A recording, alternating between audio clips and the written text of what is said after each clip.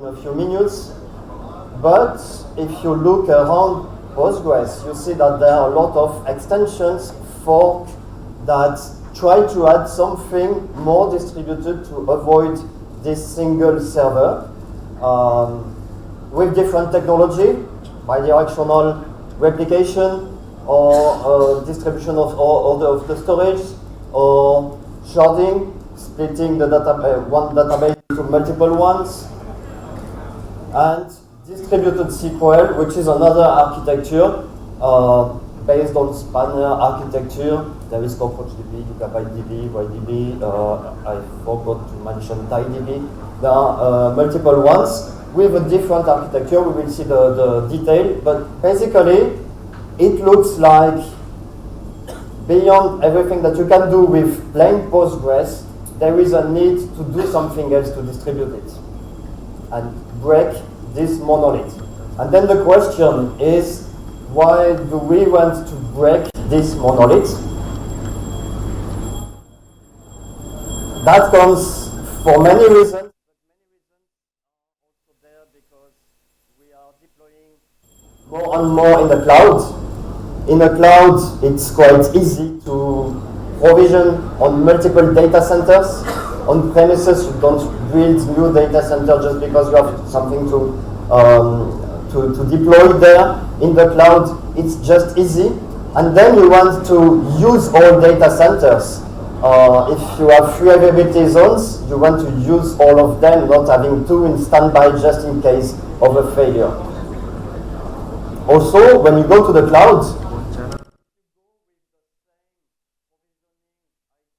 methods that you do on premises, you will provision a lot of resources just for the peaks that you can have.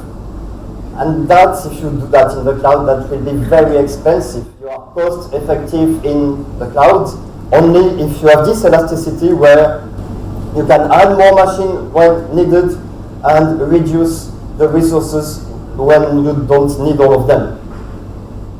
So you want to scale. And without downtime, also, we see more and more managed services. Enterprises don't want a large team of DBAs, even if for small databases. Having your own team of DBA, you need multiple ones because you need on-call rotation. So more and more managed services in the cloud. But that also means that it's not as easy as on-premise to call a colleague, call the users, tell them, oh, can I quickly restart the database during lunchtime? You cannot do that with your cloud provider. You can define some maintenance window, but that's less flexible. So with managed services, there is a need for even higher availability, where the cloud provider can patch a server without having to call all the users of all services, for example. So there is this need for resilience, more than high availability where the application can be stopped a few minutes. You just want it to be resilient. If a server restarts, the application just continues. That's for failure, but also for patching, upgrades, more and more high availability in the managed services. Even if you don't go to the cloud, more and more deployments are on virtual machines, Kubernetes, where you can spin a number of nodes, have the same elasticity. You had one with plain Postgres. You can have many pods, but there is only one that will take the reads and the writes for your application. With distributed SQL, the idea is that all pods are equal, and then when you add more, the load is balanced over them. So breaking the monolith, what is really monolithic in a monolithic database in Postgres, for example? When your application connects to Postgres, it connects to a single node and get a process, the Postgres backend, that will parse the query, execute it, do the reads and writes to the shared buffers, and then that will go to disk. So what is monolithic there? You have one process doing mostly everything on one big shared memory segment, and this memory is protected by the wall, the write-ahead login. That is also monolithic in the sense where it is a sequential log, but a single one. If in the wall you have lost a record, or if it's blocked, all the database waits on it. So what is monolithic? Connection handled by one process that does everything. The memory, the shared buffers. You cannot share the memory among multiple servers. You can with very dedicated hardware if they are not far, but not over the internet, for example. So what you want to distribute is this cache without having this single shared memory. And the wall also, being sequential, then you may have a bottleneck. You have a single process that may have to write the wall, and if it sends it to a standby, you have a single one that takes it, and if it's blocked, everything is blocked. With this monolithic architecture, if there is any failure on this single node, then all your connections are down because they are all connected to the same one. So even if you are able to fail over quickly, at some point if there is a failure, everybody is disconnected and the application gets an error. It's not like it waits a few seconds.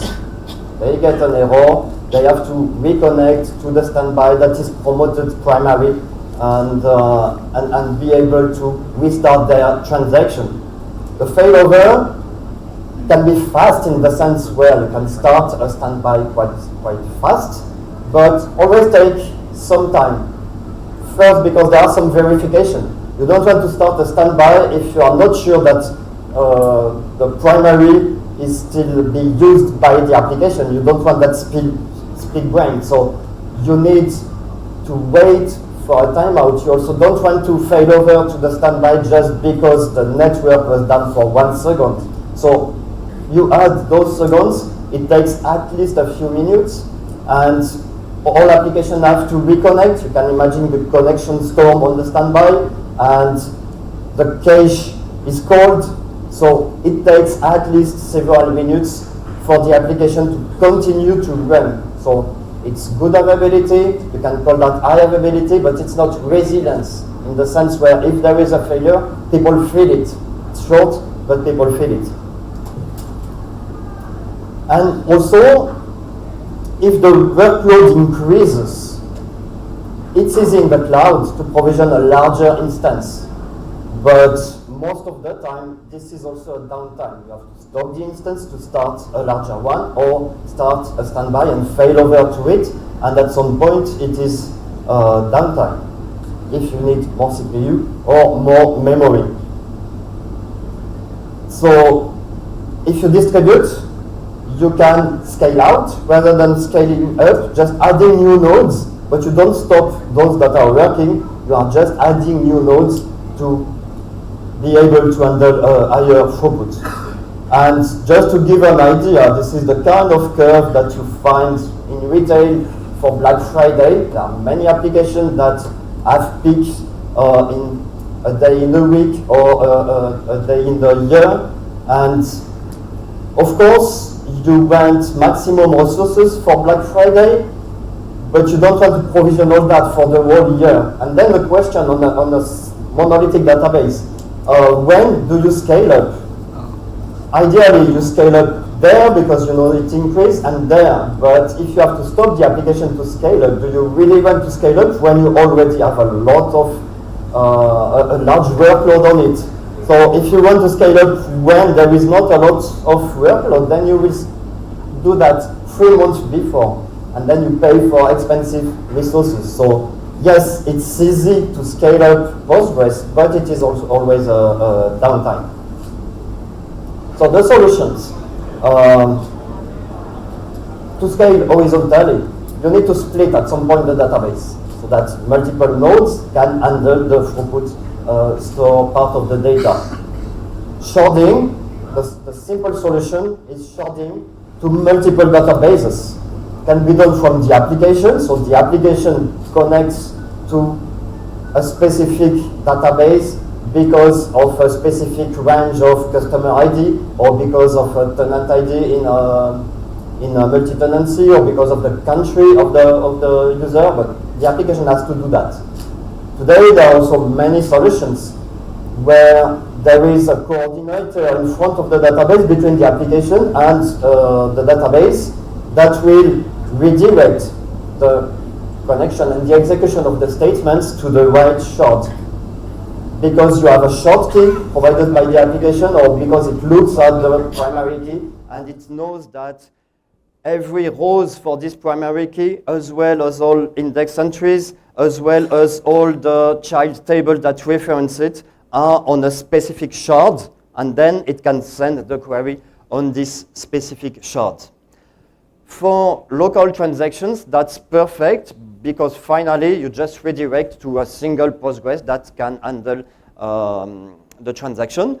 You can run global transactions also that will send part of the queries on multiple nodes, but then you lose some SQL properties. For example, it may not be consistent, or the reads may not be consistent between the several shards. You cannot have foreign keys from one to the other. You cannot have unique constraints, because you cannot have global indexes across shards. So this solution has some limitation. Very good when you know that you have a short key that clearly defines where your query will run. Okay to do some reporting on multiple shards, but to be really transparent to the application, then you need something else. Also, sharding in this way improves the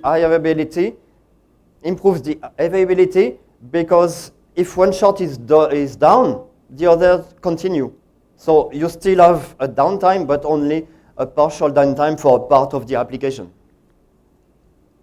So the alternative, which is distributed SQL architecture, the alternative is also to shard, but at a different level. Instead of sharding on top of SQL databases, sharding below. So having the SQL layer in all nodes, and then sharding the reads and writes that will go to different nodes.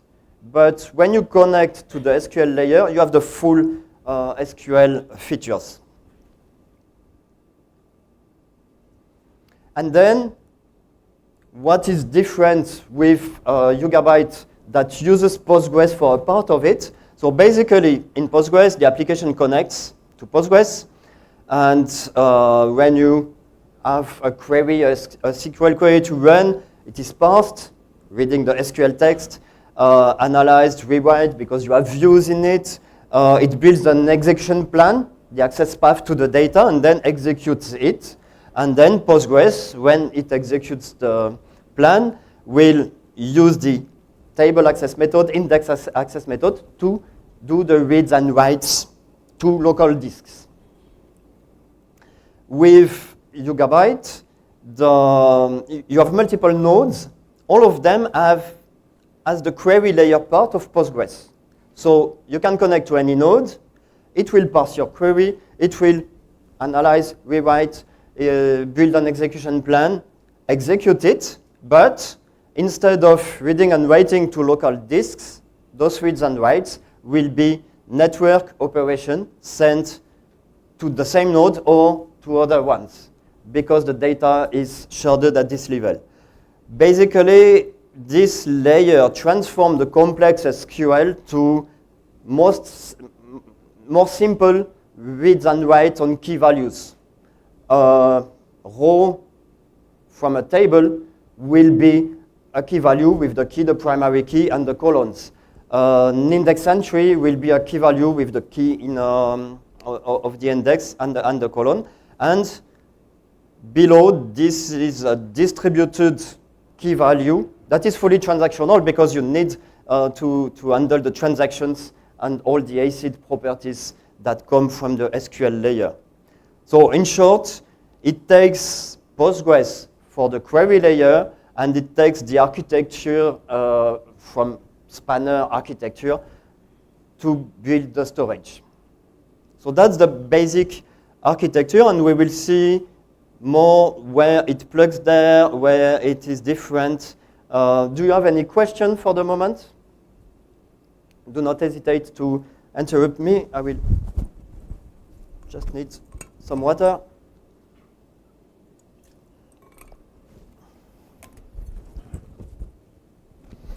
Have any of you already used some distributed databases like Spanner, Cockroach, Yugabyte, TiDB? Bigtable? Yeah. So no SQL. Yeah. Yeah. There is a question. Yeah. Yeah. Here, so I could see app can directly connect to any node, right? And that node can be responsible to fetch data from write disk, right? So even the execution is done by that node itself, right? Yeah, exactly. The execution is done. Basically, all the stateless part of Postgres is on each node. So stateless, not storing transaction status, not storing data. Temporary table, yeah, they are local there because you don't need to share them. But all the stateless part is on each node. So that's easy to scale, what is stateless. And the stateful part is in the storage. So really separation of those two layers, one on top of the other. Actually, there is another query layer on top of the same storage that is more Cassandra compatible, but less used. The most interesting is SQL and with all Postgres features. The advantage there, compared to other distributed SQL databases, is there you have a lot of features coming from Postgres that works with no or very little modifications. Handling stored procedures. The Postgres code just does it, and we will see where it plugs, but everything that is above the reads and writes, above the transactions, just comes from Postgres, some extensions. So that's very useful. That it's the open source with the most features. So let's look at how it looks like.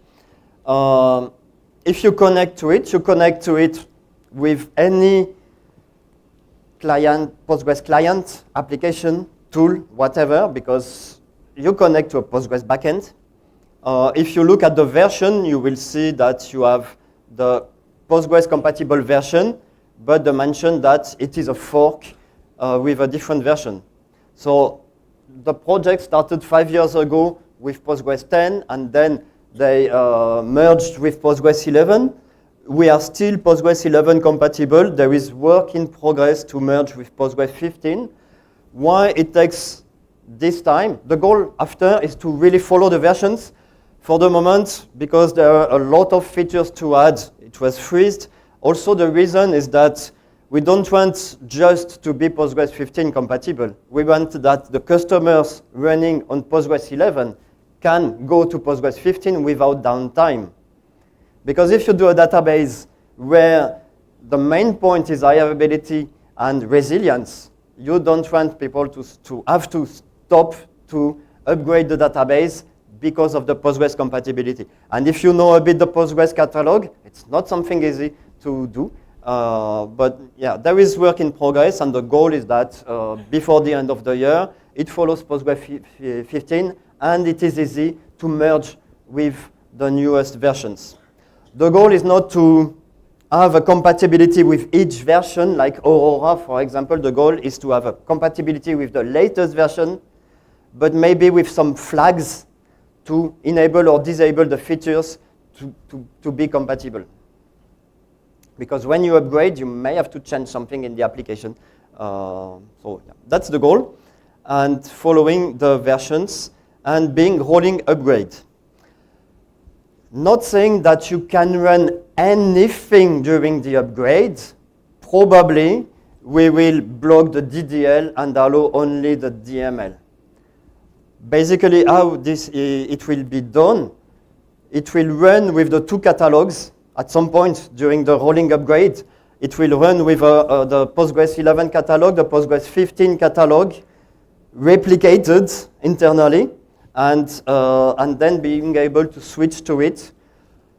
If there is no need to run DDL during the upgrade, then probably if you want high availability for your application, that's not the perfect time window to also release, do a new release for the application. So probably it's okay to just block the DDL and don't have to do bidirectional replication. And yeah, a lot of people are asking about this compatibility because, of course, Postgres 11 looks quite old. In terms of features, most users are okay with that. But yeah, if you want to follow, there are commits every day on this project to merge Postgres 15. Then, why it's not an extension? Because Postgres has great feature where you can extend Postgres without the need to fork it and build another product based on the same code base but different product. In Postgres, you can plug at different level. You have the foreign data wrapper where you can query different databases, even different things that are not really databases. There is this level, table access method, index access method, and also there are some extensions.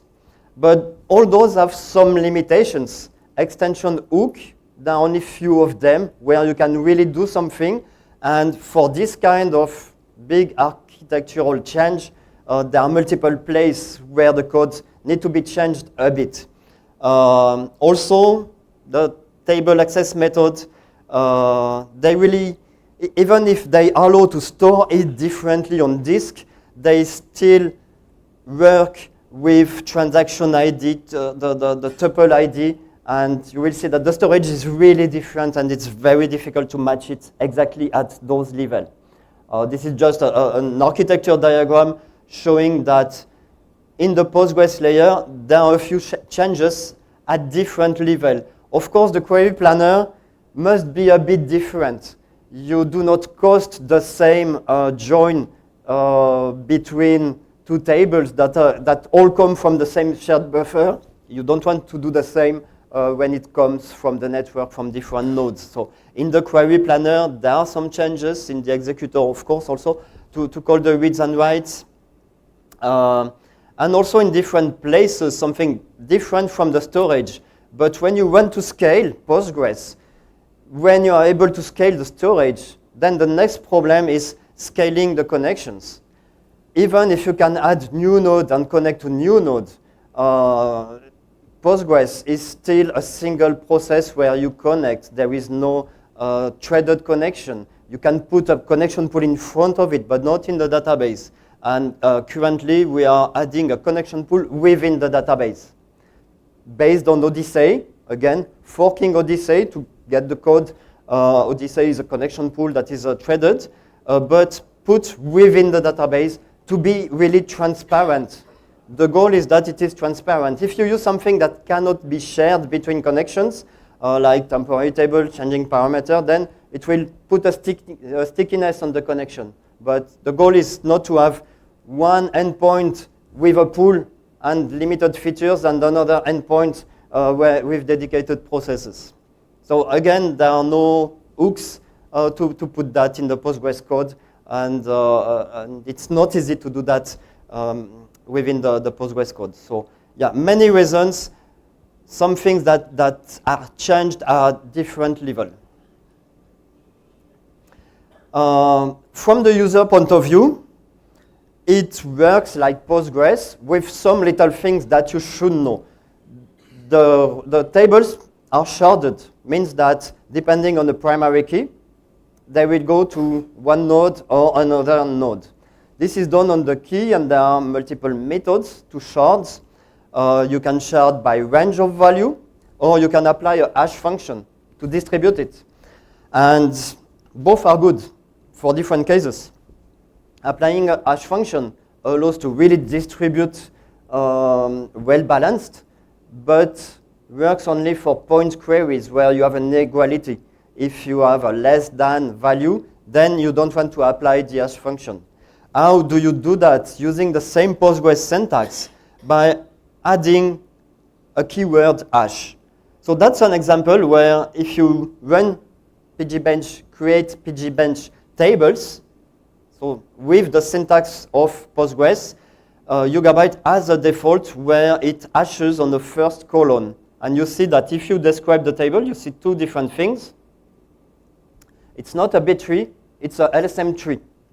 And in addition to ascending or descending that you have in indexes, the sort of the key, you can mention hash. Here there is a default, but you can mention it. And if you look in the code, everything is open source, you will see those differences. Those are not easy to do with an extension. Even if in the code it's really clear, easy to add a new index option hash, there is no extension to do that clearly. So that's also a reason why it's not a fork. So basically, you need to think about the sharding. If you have adopted much better to do range sharding, the only problem with range sharding is that you cannot directly split because you need to mention the values. So if you use range sharding, you know that all your query will use the index, but it will start with only one tablet. We call those shard tablets. And then it will be split automatically when the table grows. From the system point of view, for example, when you have created the pgbench tables, if you run pgbench, with 10 clients, for example, you will see that the reads and writes happen on all nodes. This is a screenshot from the UI that shows the different nodes. To be resilient, you need at least 3 nodes because you will have replication with raft consensus, which needs a quorum, so at least 3 replicas, 1 leader, 2 followers. I will explain a bit more later. And you can add more nodes. The minimum is 3 nodes for replication factor 3. And you also, when you start the node, you also mention where they are so that the database, when it puts the replicas, do not put the replica for the same data within the same availability zones. If you have 3 availability zones, you want 1 replica on each. And then, when the throughput must be increased, you just add new nodes in each availability zones. From the application, so I mentioned that the default is hash sharding. If you know that you will have queries that need to access by range or order on a value, then you run a range sharding. And instead of adding a range keyword, it just uses ascending or descending like indexes. So if you create an index on the balance in the accounts and mention ascending, it will be split on ranges of values. Optionally, if I want to pre-split it, I can with additional syntax. If I don't, there will be only 1 tablet. It will be split when adding more data. But if you know that you will load a lot of rows, maybe you prefer to pre-split it. So it's additional syntax. That's also a reason why it cannot be an extension. I don't think we can extend easily the syntax. For example, Citus, when it needs to do something that is not within the syntax, calls procedures. So additional API to learn. I think Aurora Limitless does it differently, setting some parameters before, but yeah, much easier to just put it within the SQL syntax. And an example of DDL, let's say I want to add a UID to the pgbench account. So I add a colon, I set a value to it, and I create an index. I can create a unique index that is global, and with include index, all the things that you can do in Postgres, that you can do there. One big difference today that will change in the next version. Today, the DDL is not transactional like in Postgres. Postgres is really cool in the sense where you can do all your DDL in one transaction.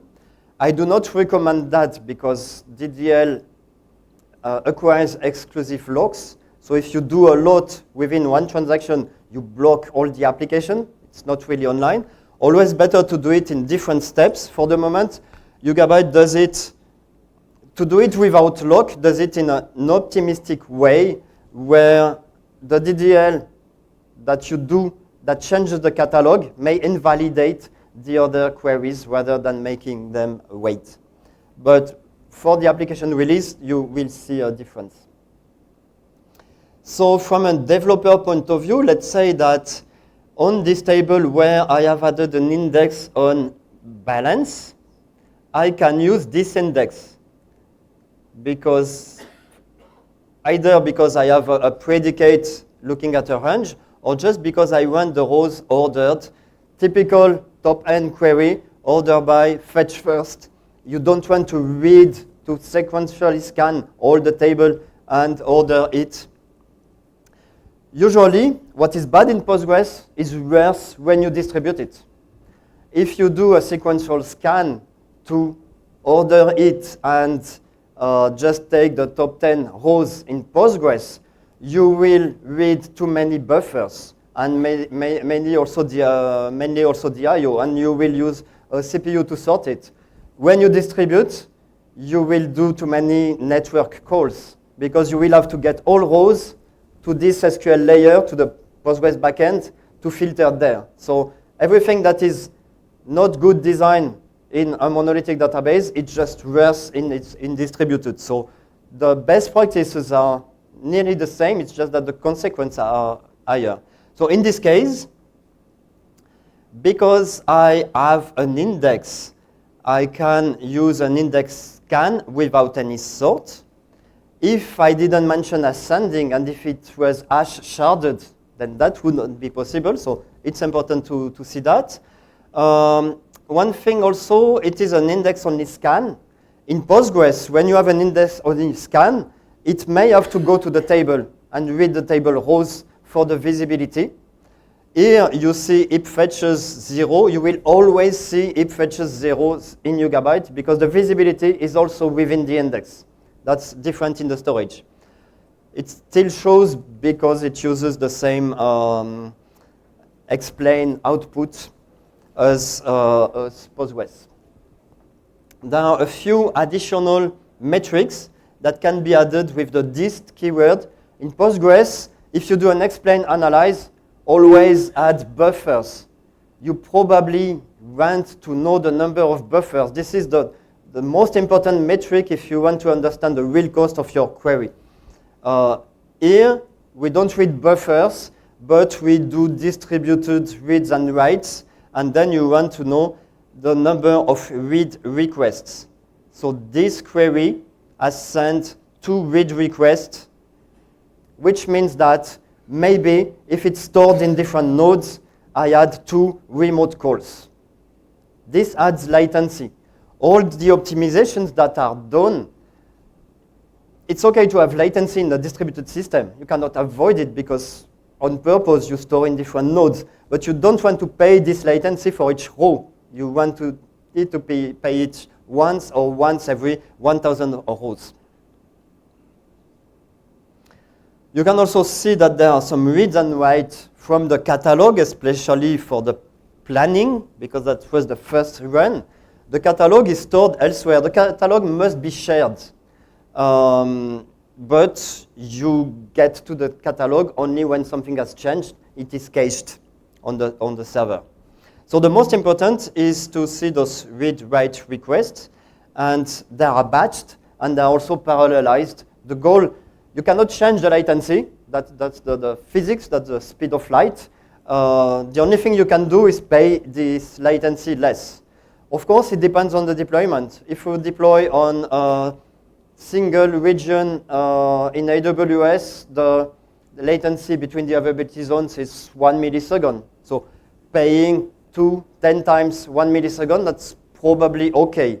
If you deploy multi-region and you have 100 milliseconds, then you want to be sure that you will not pay this latency 1,000 times because that will never finish. Also about joins, a big optimization was made for joins because for nested loop joins, Nested loop joins are really cool because they can use the join condition to access the inner table. The other join method have to read all rows and apply the join condition later. If you distribute, you don't want to read many rows and then filter. So you want to push down the access to the other table. But if we use directly the Postgres nested loop, this will be done row by row, which is okay in Postgres because you just read from memory. Too many loops takes too much CPU, but you read from memory. You don't want to pay this latency. So a change there, the nested loops are batched. It will read many entries, many rows from the outer table and batch the access to the inner one. So you see some differences in the execution plan, and you see that the join condition that was just on ID, you see that it has pushed down, not the value, but an array of 1023. I set explicitly the value, but it is also the default. And the goal is to reduce the number of loops. What is costly in a nested loop is the number of loops. You want to reduce it. So finally, you pay the latency, but if you think about it, if you divide that by the number of rows, then that's okay. Also, many things are pushed down. The filters, you don't want the filter to happen in the Postgres backend. You want the filter to be pushed down. Each storage node maybe has to read a lot of rows, but at least not send them through the network. It's time, or? Okay, I didn't check the time. Okay, so I go very quickly. I have 2 minutes or something? 1 minute? Okay. Sorry. I have a lot in the slide. I didn't see the time going. Just mentioning that if you go to the slides, there are more detail about what is behind and the Raft algorithm. But I have to finish. I just go to the latest one, and you can contact me later. I'm sorry, I really took too much time on the beginning, or maybe I didn't check enough. Okay, thank you very much. If you have questions, I'm just outside. Yeah.